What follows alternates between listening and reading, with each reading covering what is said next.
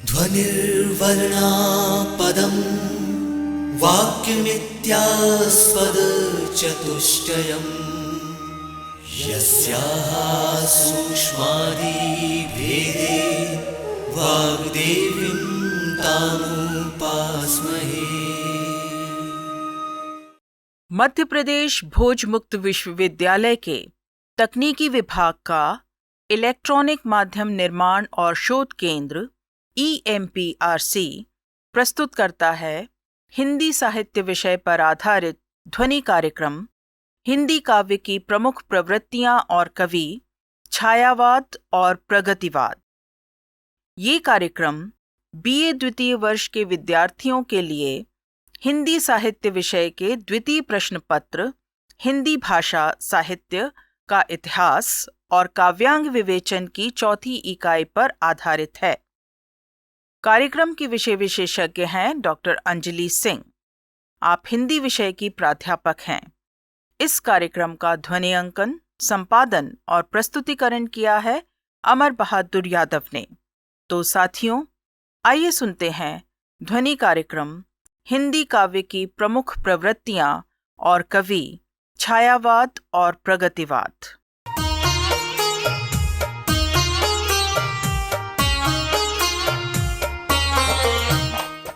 छायावाद और प्रगतिवाद आज हमारी चर्चा का विषय इन्हीं पर आधारित है। साहित्य के इतिहास को जिस प्रकार अलग अलग युगों में बांटा जाता है, उसी प्रकार काल विशेष के साहित्य को भी विविध धाराओं या कहें कालखंडों में विभाजित किया जाता रहा है।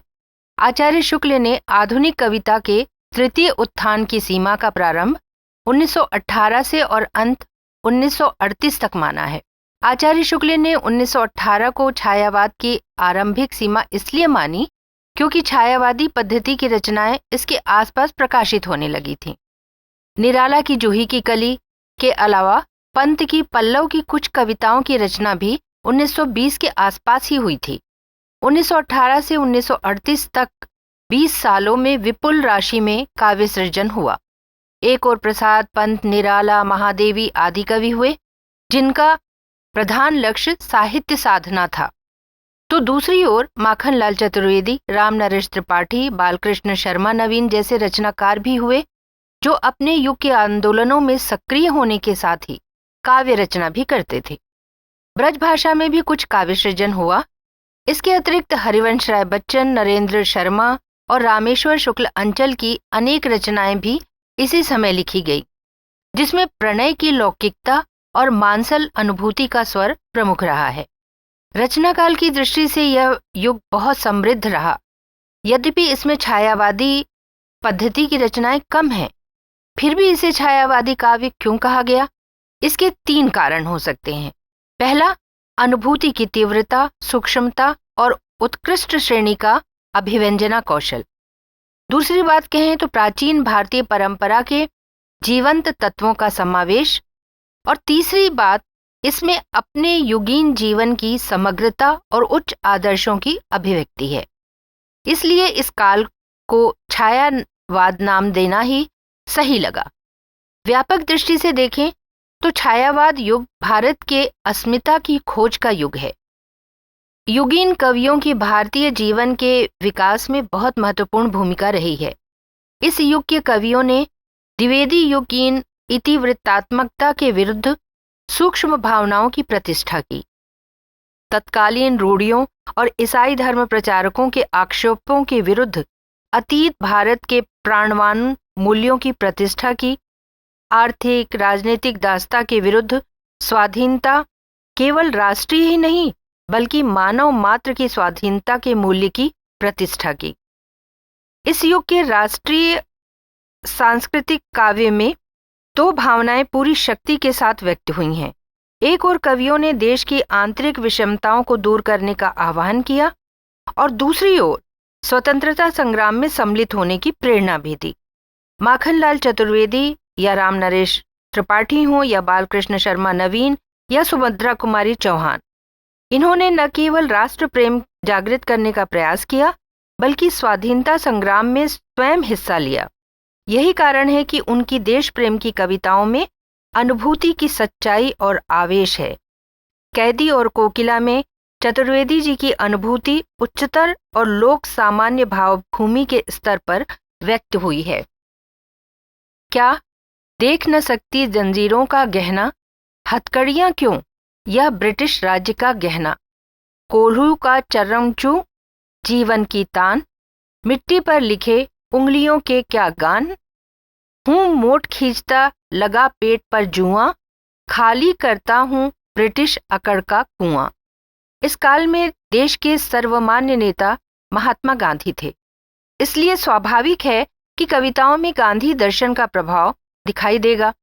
सामान्य जनशक्ति में आत्मविश्वास जागृत करने, संघर्ष के भावों का संचार करने के साथ ही इस युग के कवियों ने जनता को मुख्य रूप से यह बताया कि प्रत्येक व्यक्ति अक्षय शक्ति का स्रोत है, केवल जरूरत है इसे पहचानने की। बालकृष्ण शर्मा नवीन की ये पंक्ति देखिए। ओ भिखमंगे, अरे पराजित, ओ मजलूम, अरे चिरदोहित, तू अखंड भंडार शक्ति का, जाग अरे निद्रा सम्मोहित। जनता में आत्मविश्वास जगाने का दूसरा प्रयास था अतीत की गरिमा का परिचय देना।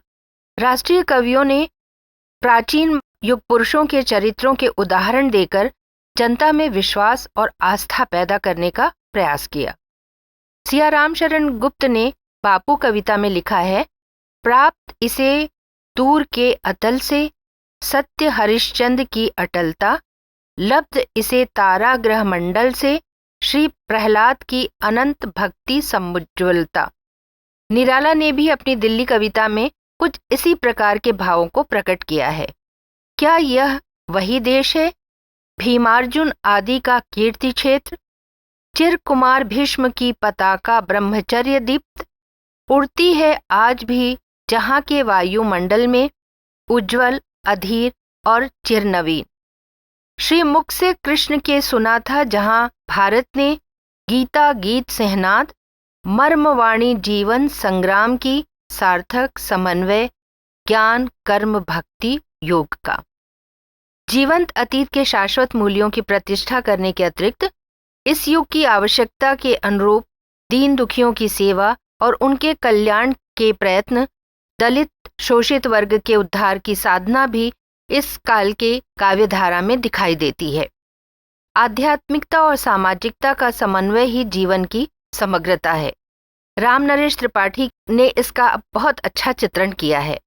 मेरे लिए खड़ा था दुखियों के द्वार पर तू, मैं बाट जोहता था तेरी किसी चमन में, बनकर किसी के आंसू मेरे लिए बहा तू, मैं देखता तुझे था माशूक के बदन में। इस धारा की कई रचनाओं में स्वराज यानी अपने देश के वर्तमान और भविष्य को बनाने के अधिकार की चाहत दिखाई देती है। सुभद्रा कुमारी चौहान ने असहयोग और बलिदान की प्रेरणा देते हुए लिखा, विजयनी माँ के वीर सुपुत्र, पाप से असहयोग ले ठान, गूंजा डाले स्वराज की तान और सब हो जाएं बलिदान। रामकृष्ण शर्मा नवीन की कविता का स्वर भी इसी प्रकार का है। हे बलिवेदी, सखे प्रज्वलित मांग रही ईंधन क्षण क्षण, आओ युवक लगा दो तो तुम अपने यौवन का ईंधन, भस्म सात हो जाने दो ये प्रबल उमंगे जीवन की, अरे सुलगने दो बलिवेदी, चढ़ने दो बलि जीवन की। इस काव्यधारा के काव्य में कहीं कहीं क्रांति और ध्वंस के स्वर भी हैं। नवीन जी की कविता, कवि कुछ ऐसी तान सुनाओ जिससे उथल पुथल मच जाए, या फिर आप निराला के आह्वान कविता ही देखिए, एक बार बस और नाच तू श्यामा, सामान सभी तैयार, कितने ही असुर चाहिए कितने तुझको हार, कर मेखला मुंड मालाओं से बन बन अभिरामा, एक बार बस और नाच तू श्यामा। इस युग की कई रचनाओं में मातृभूमि की महिमा और उसका मानवीकरण भी दिखाई देता है। प्रसाद की ये पंक्तियां, भारती जय विजय करे, कनक शस्य कमल धरे, लंका पददल शतदल, गर्जिनोत्मुखी सागर जल, धोता शुचि चरण धवल, स्तव कर बहुर अर्थ भरे। काव्य मूल्यों की दृष्टि से अगर हम देखें तो राष्ट्रीय सांस्कृतिक काव्य को दो वर्गों में बांटा जा सकता है। पहला जो युग धर्म सापेक्ष है और इस युग के विशिष्ट आंदोलनों या तात्कालिक उद्देश्यों को ध्यान में रखकर लिखा गया, और दूसरा वो जिसमें तात्कालिक सामाजिक राजनीतिक उद्देश्यों के साथ ही मानव जीवन को शक्ति प्रदान करने वाले सामान्य मूल्यों की प्रतिष्ठा की गई। वस्तुतः इस युग की रचनाओं में कवित्व की अपेक्षा उपदेश का भाव अधिक रहा। भाषा के रूप में अगर हम देखें तो खड़ी बोली का ये आरंभिक अवस्था थी, और दूसरी ओर कवियों की चेतना कवि कर्म में केंद्रित न होकर राष्ट्रीय चेतना पर आधारित थी।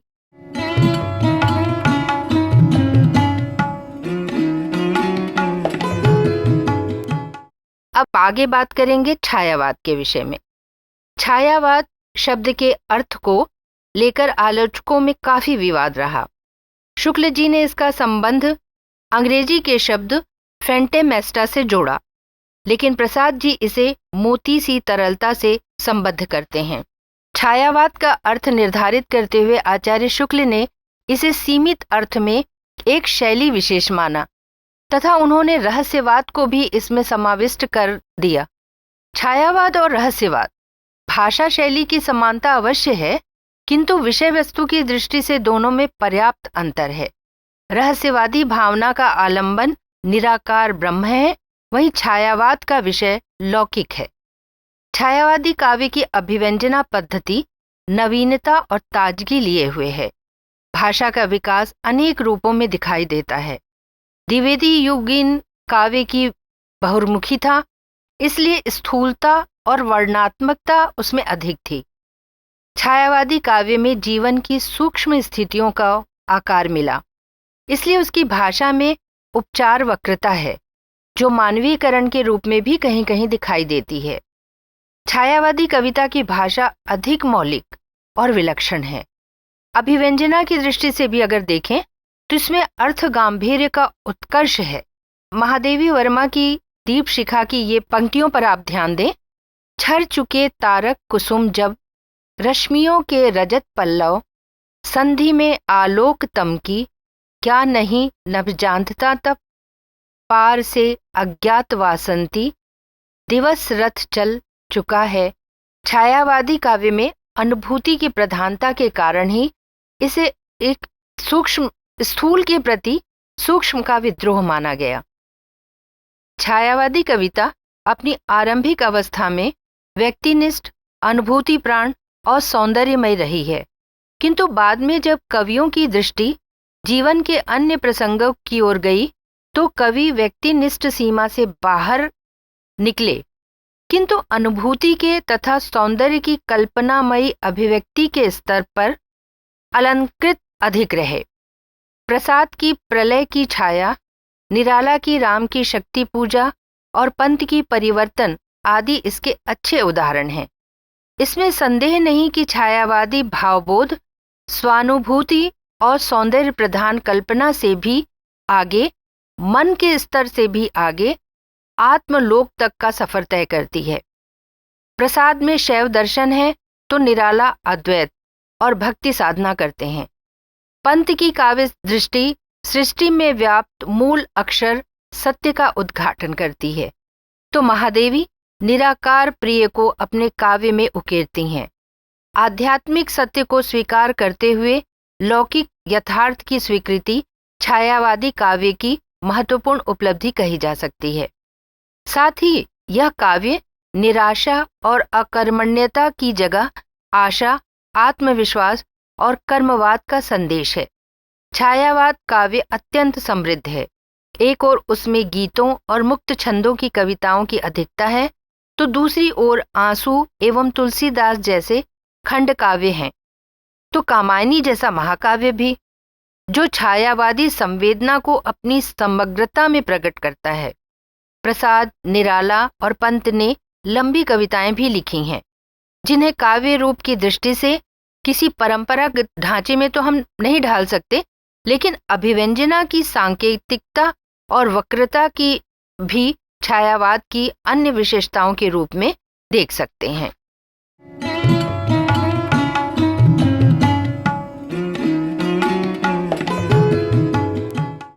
छायावाद के प्रमुख कवियों की चर्चा करें तो इसमें सर्वप्रथम प्रसाद जी का नाम आता है। इनकी कविताओं में भाषा, छंद, भाव आदि की दृष्टि से अनेक रूपता दिखाई देती है। कवि होने के साथ साथ ये गंभीर चिंतक भी थे। कामायनी शैव दर्शन की अभिव्यक्ति है। इनकी अन्य रचनाओं की हम बात करें तो उर्वशी, वन मिलन, प्रेमराज, अयोध्या का उद्धार, शोकोच्छ्वास, वभ्रुवाहन, कानन कुसुम, प्रेम पथिक, करुणालय, महाराणा का महत्व, झरना, आंसू, लहर और कामादि आदि हैं। निराला छायावाद के बड़े हस्ताक्षर हैं, जिनका रचना समय 1916 से 1958 तक लगातार चलता रहा। अनामिका, परिमल, गीतिका, तुलसीदास का लेखन, मतवाला और समन्वय का संपादन भी इन्होंने किया। राम की शक्ति पूजा निराला का ही नहीं, छायावादी काव्य की उत्कृष्ट उपलब्धि है। सरोज स्मृति छायावादी काव्य परंपरा में प्रथम शोक गीत रचना है। प्रकृति के सुकुमार कवि के नाम से विख्यात कवि पंत प्राकृतिक सुषमा से इतने आकृष्ट थे कि जीवन की नैसर्गिक व्यापकता और अनेकरूपता में पूर्ण रूप से आसक्त नहीं हो सके। गिरजे का घंटा से कवि पंत की काव्य यात्रा में उच्छ्वास, ग्रंथि, वीणा, पल्लव और गुंजन तक की छायावादी काव्य रचनाएं हैं। इसके पश्चात उनकी मुक्तक कविताएं युगांत, युगवाणी, ग्राम्या, स्वर्ण किरण, स्वर्णधूलि, उत्तरा, रजत शिखर, वाणी, पतझर आदि में संग्रहित हैं। आधुनिक मीरा के नाम से स्थापित महादेवी वर्मा छायावाद के 4 प्रमुख स्तंभों में से एक हैं। उनका रचना काल प्रधान रूप से 1924 से 1942 तक का माना गया है। छायावादी युग में प्रकाशित इनके काव्य संग्रह निहार, रश्मि, निर्जा और सांध्य गीत हैं। यामा में सभी काव्य संग्रहों के गीत हैं। महादेवी वर्मा कविताओं में आरंभ से ही विस्मय, जिज्ञासा, व्यथा और आध्यात्मिकता के भाव लिए हुए हैं, जो निरंतर प्रौढ़ और परिमार्जित होते गए। उनके गीत भाव प्रधान हैं। महादेवी ने मध्यकाल की रहस्य भावना परंपरा को लोक कल्याण के साथ जोड़कर उसे अपने युग बोध के अनुरूप ढालने का प्रयास किया है। अभिव्यक्ति की सांकेतिकता और सूक्ष्मता के अतिरिक्त प्रतीक विधान और अलंकारिकता का सफल प्रयोग भी वे अपनी कविताओं में करती हैं। छायावाद के विकास में कुछ अन्य प्रमुख कवियों का योगदान भी रहा है, जिनमें मुख्य रूप से हम बात करें तो माखनलाल चतुर्वेदी, बालकृष्ण शर्मा नवीन, भगवती चरण वर्मा आदि प्रधान रूप से राष्ट्रीय सांस्कृतिक या प्रेम और मस्ती की काव्यधारा में आते हैं, किंतु इन पर भी छायावादी विशेषताओं का कहीं न कहीं प्रभाव पड़ा है। कुछ कवि जिन पर छायावादी प्रभाव ज़्यादा गहरा रहा, उनकी कविताएं अधिक नहीं हैं। जैसे अगर हम बात करें राम कुमार वर्मा, उदय शंकर भट्ट, मोहनलाल महतो, आरसी प्रसाद सिंह, केदारनाथ मिश्र आदि। छायावादी रचनाएं इतनी प्रौढ़ हैं कि आलोचकों का ध्यान केवल इसी काव्यधारा में केंद्रित रहा। इसके परिणाम स्वरूप वे कवि जो पूरी तरह छायावाद के अंतर्गत नहीं आते, वे उपेक्षित रह गए। बालकृष्ण शर्मा नवीन, भगवती शरण वर्मा, बच्चन, नरेंद्र शर्मा, अंचल आदि कवियों की प्रणयमूलक व्यक्तिक कविताओं की जानकारी अपेक्षित है। यद्यपि इनमें से अधिकांश कविताएं छायावादोत्तर काल में प्रकाशित हुईं, किंतु आरंभिक कृतित्व छायावाद युग में ही प्रकाश में आ गया था। छायावादी चेतना प्रमुखतः व्यक्तिवादी चेतना है और प्रेम और मस्ती के इन कवियों की व्यक्तिनिष्ठ रही है, किंतु छायावादी चेतना में शरीर से ऊपर उठकर मन और फिर आत्मा का स्पर्श है, जबकि इन कवियों की व्यक्तिनिष्ठ चेतना प्रधान स्वरूप शरीर और मन के धरातल तक ही व्यक्त होती रही। इन्होंने प्रणय को ही साध्य के रूप में माना है। इस काव्यधारा के अन्य कवियों में नरेंद्र शर्मा प्रेम और भावों से प्रभावित तो हुए, किंतु वे देश के राजनीतिक जीवन में भी सक्रिय रहे, इसलिए वे प्रणय को अधिक सहजता से व्यक्त कर सके। गोपाल सिंह नेपाली, हृदय नारायण हृदयेश, हरिशंकर प्रेमी आदि इस काव्यधारा के अन्य प्रमुख कवि हैं।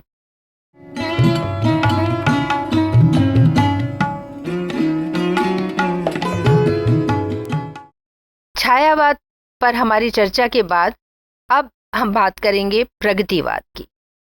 प्रगतिवादी काव्य की संज्ञा उस काव्य को दी गई जो छायावाद के समाप्ति काल में अर्थात 1936 के आसपास से सामाजिक चेतना को लेकर निर्मित हुआ। प्रगतिवाद उस काव्यधारा का नाम है जो मार्क्सवादी दर्शन का समर्थक है।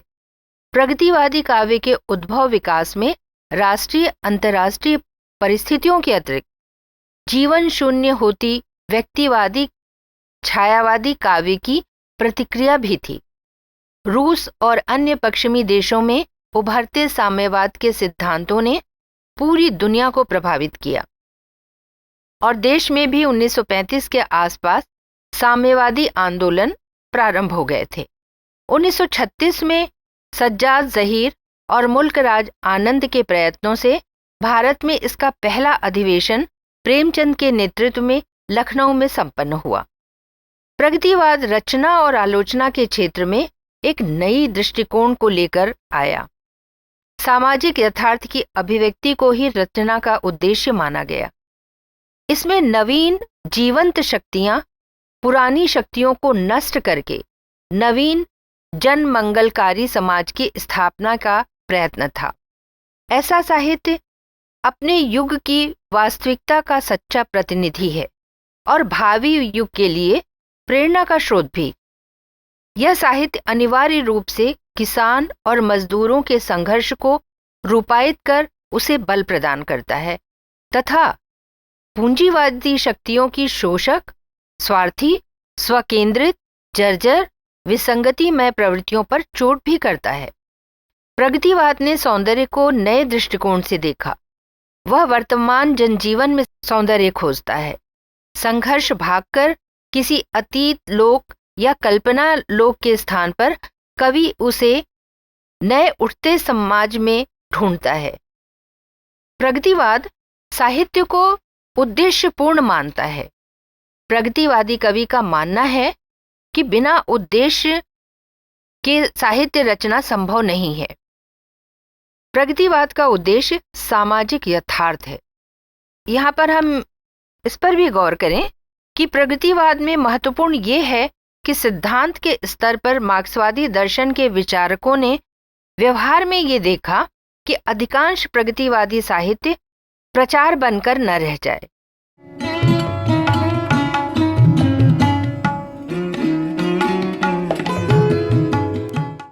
प्रगतिवादी कविता के शिल्प की अगर हम बात करें तो ये कविता के विषय या वक्तव्य के अनुसार होता है।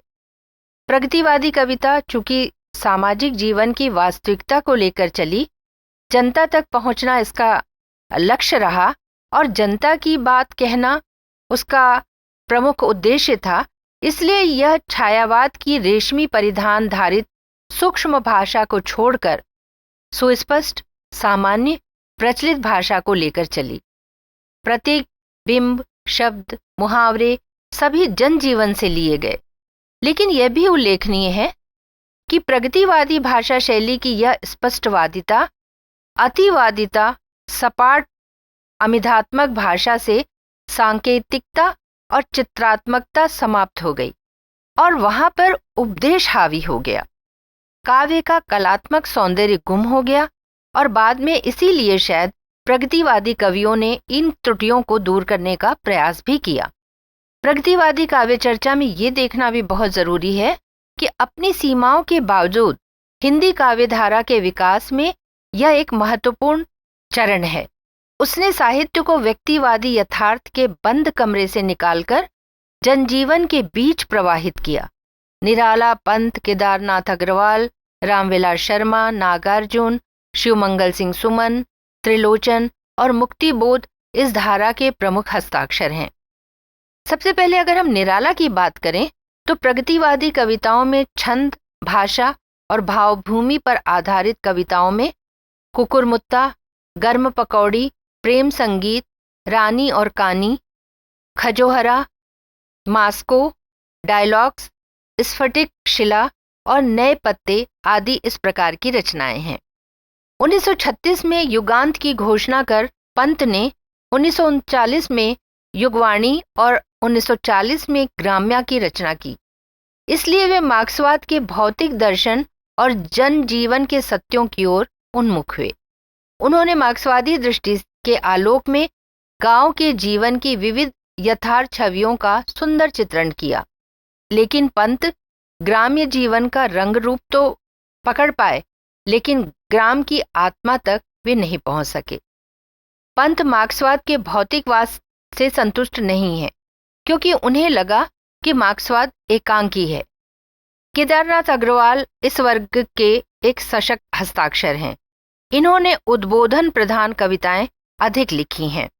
प्रगतिवादी प्रख्यात समीक्षक रामविलास शर्मा की कविताओं में सादगी, वेग और सहजता है। वे प्रचार और नारों की अधिकता और स्थूल व्यंगों की अतिवादिता से जहां जहां बचे हैं, वहीं पर वे सामाजिक संवेदना से जुड़ सके हैं। नागार्जुन ने मुख्यतः 3 प्रकार की रचनाएं लिखी हैं, कुछ गंभीर, संवेदनात्मक और कलात्मक, दूसरी सामाजिक कुरूपता, राजनीतिक अव्यवस्था और धार्मिक अंधविश्वास पर, और तीसरी उद्बोधन प्रधान, जिसे हम उत्तम प्रगतिवादी कविताएं कह सकते हैं। बहुप्रतिभा के प्रगतिवादी कवि रांगेय राघव की कविताओं में चिंतन और उससे अनुप्राणित सामाजिक चेतना की शक्ति है। शिवमंगल सिंह सुमन ने छोटी छोटी सुगठित कविताएं लिखी हैं और दूसरी ओर उन्होंने लंबी और उपदेशात्मक कविताएं भी लिखी। त्रिलोचन भी इसी वर्ग के कवि हैं, जिनकी कविताएं आकार में छोटी हैं किंतु प्रभाव में बहुत तीव्र। मुक्तिबोध अपने विश्वासों और संवेदनाओं से जनवादी कवि हैं।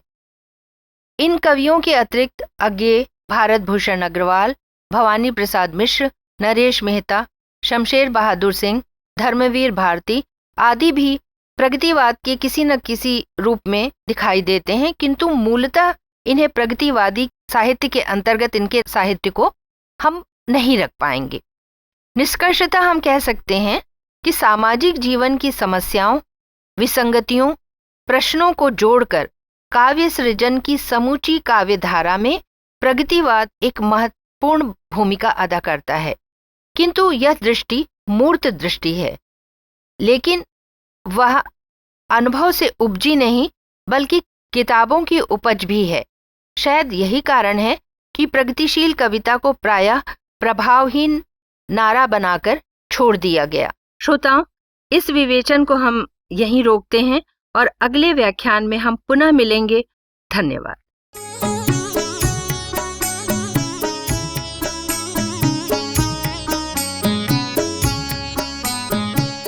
श्रोताओं, अभी आप सुन रहे थे हिंदी साहित्य विषय पर आधारित ध्वनि कार्यक्रम हिंदी काव्य की प्रमुख प्रवृत्तियां और कवि, छायावाद और प्रगतिवाद। कार्यक्रम की विषय विशेषज्ञ और वार्ताकार थीं डॉक्टर अंजलि सिंह, उद्घोषिका थीं डॉक्टर अनीता कौशल, कार्यक्रम समन्वयक थे तरुण सेन। इस कार्यक्रम का ध्वनि अंकन, संपादन और प्रस्तुतिकरण किया अमर बहादुर यादव ने। ये ध्वनि कार्यक्रम मध्य प्रदेश भोज मुक्त विश्वविद्यालय के तकनीकी विभाग के इलेक्ट्रॉनिक माध्यम निर्माण और शोध केंद्र EMPRC द्वारा निर्मित किया गया।